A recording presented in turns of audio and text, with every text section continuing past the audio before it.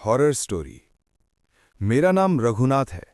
मैं उत्तर प्रदेश के एक छोटे से गांव चांदपुर का रहने वाला हूं। यह बात आज से करीब 5 साल पुरानी है, लेकिन उस रात जो हुआ था उसकी दहशत आज भी मेरे अंदर जिंदा है।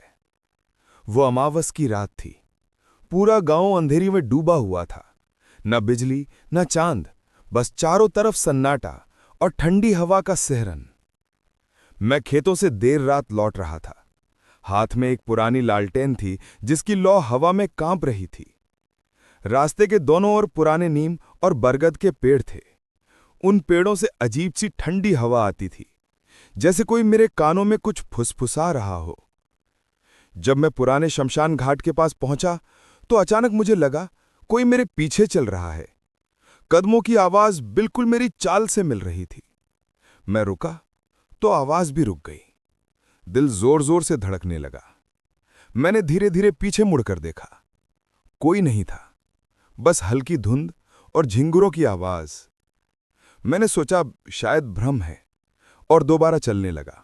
लेकिन कुछ ही कदम चले होंगे कि ठंडी हवा का एक झोंका आया और लालटेन बुझ गई। अंधेरा घना हो गया। मैं वहीं रुक गया। डर से सांस तक नहीं ले पा रहा था। तभी मेरे पीछे से किसी औरत की हंसी सुनाई दी। धीरे धीरे खौफनाक हंसी। हा हा हा हा हा हा। मेरे रोंगटे खड़े हो गए।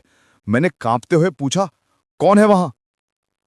कोई जवाब नहीं, बस फिर वही हंसी और जमीन पर किसी के पैर घसीटने की आवाज। मैं भागने ही वाला था कि अचानक किसी ने मेरे कंधे पर हाथ रखा। हाथ ठंडा था, जैसे बर्फ का हो। मैंने मुड़कर देखा, एक औरत खड़ी थी सफेद साड़ी में, बाल खुले और आंखें बिल्कुल लाल। वो बोली, इतनी रात गए यहां क्यों आए हो रघुनाथ? मैंने कुछ नहीं कहा, बस भाग पड़ा। पीछे से उसकी हंसी अब भी गूंज रही थी। अब तो रुक जा, तू रोज यहां से गुजरता है। मैं किसी तरह घर पहुंचा, दरवाजा बंद किया और गिर पड़ा। अगली सुबह जब खेत पहुंचा तो लोगों ने बताया कि रात किसी औरत का शव शमशान से गायब हो गया था। उसके बाद मैंने कसम खाई, उस रास्ते से कभी नहीं गुजरूंगा। उस रात के बाद मैंने कसम खाई थी कि मैं कभी उस तालाब के पास नहीं जाऊंगा, पर किस्मत शायद मेरी बात सुनने के लिए बनी ही नहीं थी। 3 महीने बाद मेरी भैंस उसी तालाब के किनारे खो गई। बीवी ने कहा, सुबह देख लेना, लेकिन मैं जिद पर अड़ गया। नहीं, अभी जाता हूं। मुझे बस वो आवाज याद आई जो हर रात कानों में गूंजती थी, गोपाल रुक जा। हाथ में टॉर्च लेकर मैं फिर उसी रास्ते पर निकला। पूरा गांव सो चुका था। आसमान में बादल छाए थे और हवा में कच्ची मिट्टी की गंध घुली हुई थी। जब मैं तालाब के पास पहुंचा तो सब कुछ पहले जैसा शांत था। पानी एकदम स्थिर, जैसे किसी ने वक्त रोक दिया हो। मैंने टॉर्च की रोशनी पानी पर डाली। वहीं बीच तालाब में फिर वही सफेद साया दिखा, धीरे धीरे पानी के ऊपर तैरता हुआ। इस बार उसके बाल खुले नहीं थे, बल्कि किसी ने उन्हें कसकर चोटी में बांधा था, जैसे किसी ने उसे दफनाने से पहले सजाया हो। वो मुझे घूर रही थी, बिना पलक झपकाए। अचानक टार्च बंद हो गई। अंधेरा छा गया। बस हवा चली और किसी ने मेरे कान में बहुत धीरे से फुसफुसाया, तू फिर आ गया गोपाल। मैं चीखना चाहता था, पर गला सूख गया। मेरे पैरों के नीचे की मिट्टी दलदल बनने लगी और धीरे धीरे मैं धंसने लगा। मैंने खुद को निकालने की कोशिश की, पर किसी ने पीछे से 2 ठंडे हाथों से मेरा चेहरा पकड़ लिया। वो औरत मेरे बिल्कुल सामने थी अब।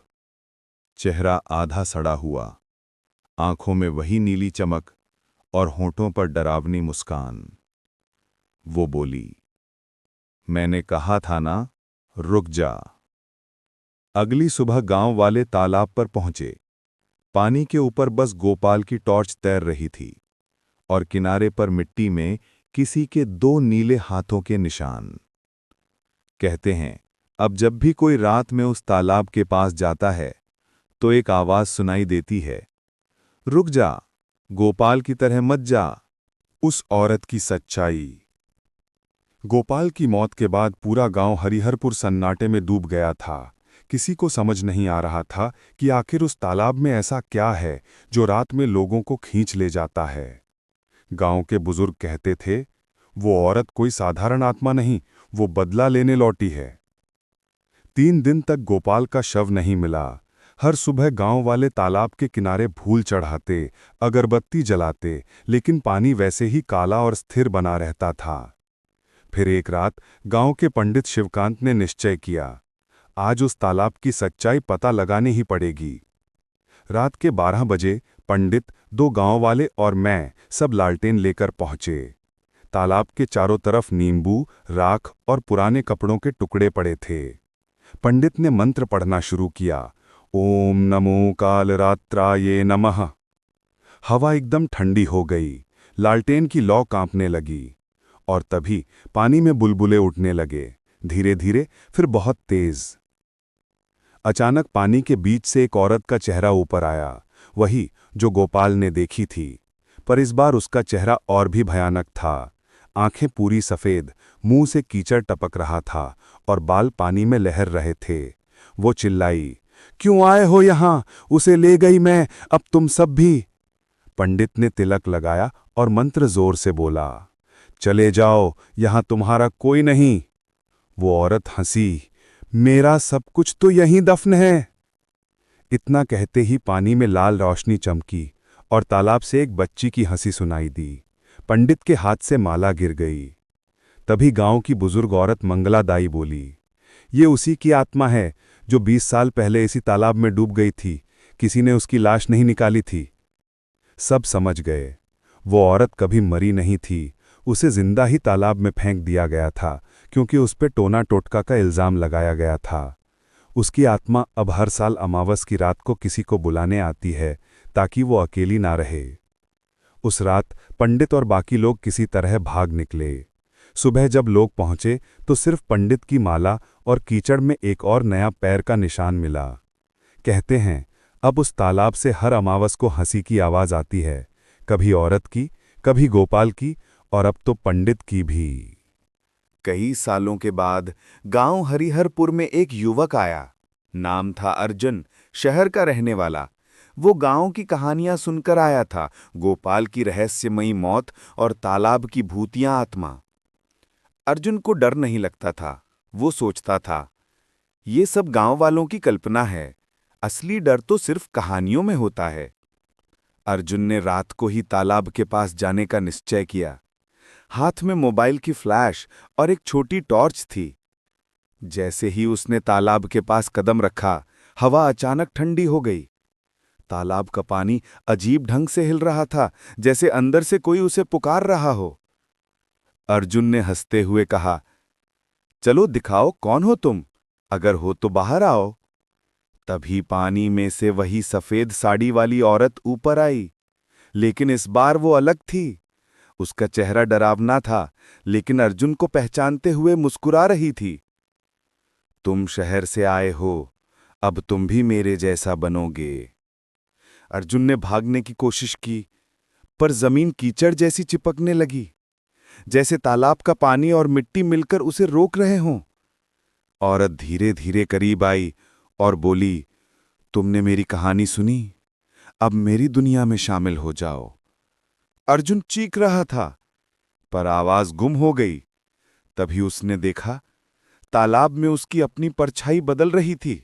वो धीरे धीरे सफेद साड़ी और नीली आंखों वाली आत्मा में बदल गई। अर्जुन ने हाथ उठाया, जैसे कोई मदद के लिए बुला रहा हो, पर तालाब का पानी जैसे जिंदा हो गया हो, उसने अर्जुन को अंदर खींच लिया। अगली सुबह जब गांव वाले पहुंचे तो तालाब बिल्कुल शांत था, लेकिन किनारे पर केवल अर्जुन का मोबाइल और उसकी फ्लैश पड़ी थी। अब गांव में कहते हैं, तालाब की आत्मा अकेली नहीं रही।